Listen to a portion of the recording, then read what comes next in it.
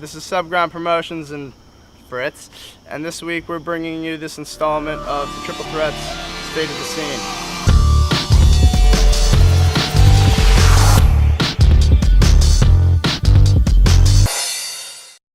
New Jersey, yes, welcome to New Jersey. So basically what's going on with New Jersey rave scene is, history is very interesting. We started out as club promoters for in Manhattan for District 36. Chris met someone outside of Potch, NYC, and like a few months later, the guy hit him up saying that he was looking for promoters and that we'd be promised a guest list.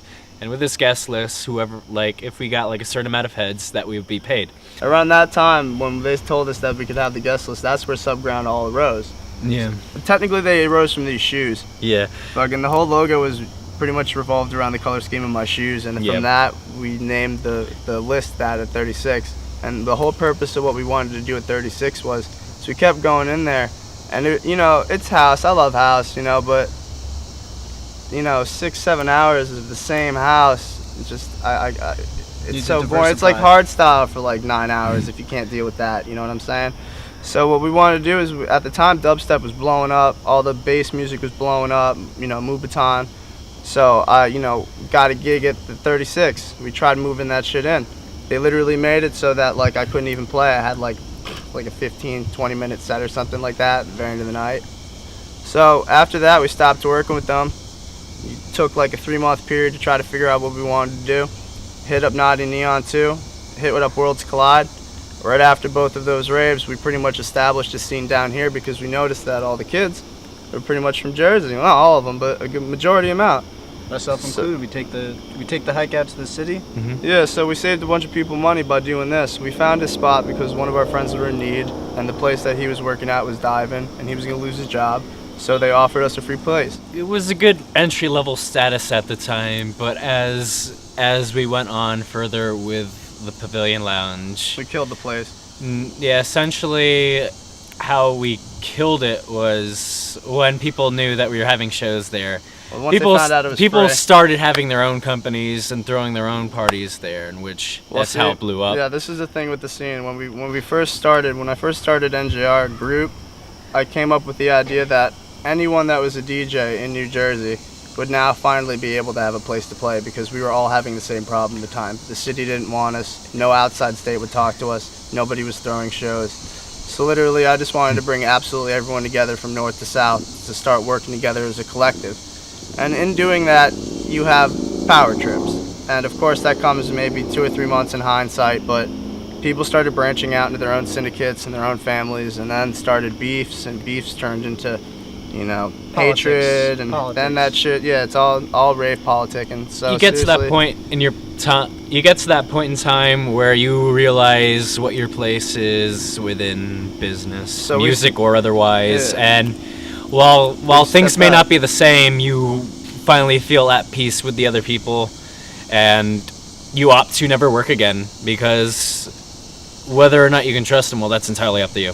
Well, it's also like establishing yourself. If you're established and you got your group and your following, you have your people. Like you're established. Like, you're like, oh, who's this no-name group? Oh, we also got Subground Underground. They're throwing a good party. Bam, we're gonna go to that.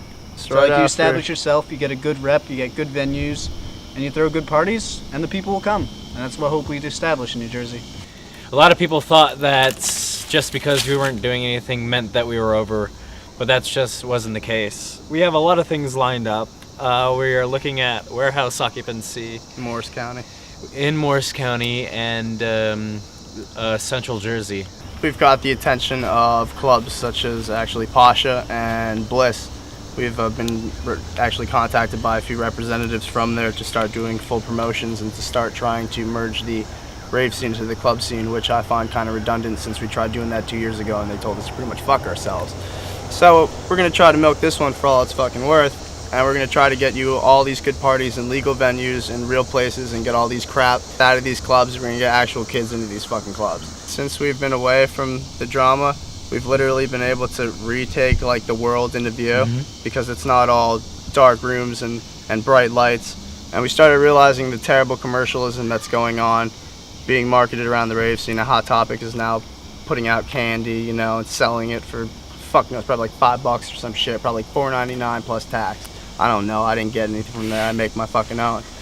But for real, it's like candy is not something that should be purchased or bought. It was made to literally find people at other raves in a time when there were fucking no cell phones. And it still caught on. There should no reason that they should fucking market the raves. I feel like that's kind of the mixing of like the underground rave scene, the more popular like EDM. It's just kind of, because EDM's exploding and it's kind of melding together in a way. Literally, the underground rave scene now would have to be like 4 kids in a basement. All right, listen. So here's my view on the Hate family that I know nothing about. It sounds like this kid is now he's gotten some kind of a Tyler Durden complex, and he's now gotten a Project Mayhem type hate family, where the first rule is not to say anything about it, and the second rule is the same thing.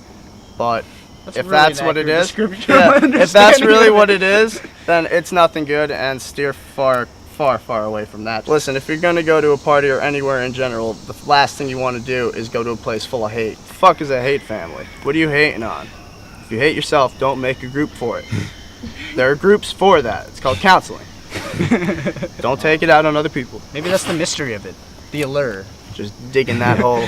I'm part of the Wonderland family. We're newly established. We're both a mix of the New York and Jersey scene. We've been working on with Fight the Funk for a bunch of events. They're having one in 7th. Lost in Space. Lost in Space. And that's gonna be good. They have a really sweet venue, completely street legal. There's part of a hotel, so there's accommodations for people to sleep, and the venue's great. Alright, well, we're Subground Productions. I'm Fritz the Raver cat. Yeah, and this is us signing off for updating the Jersey scene. Catch you guys later. Signing off. I'm afraid of heights.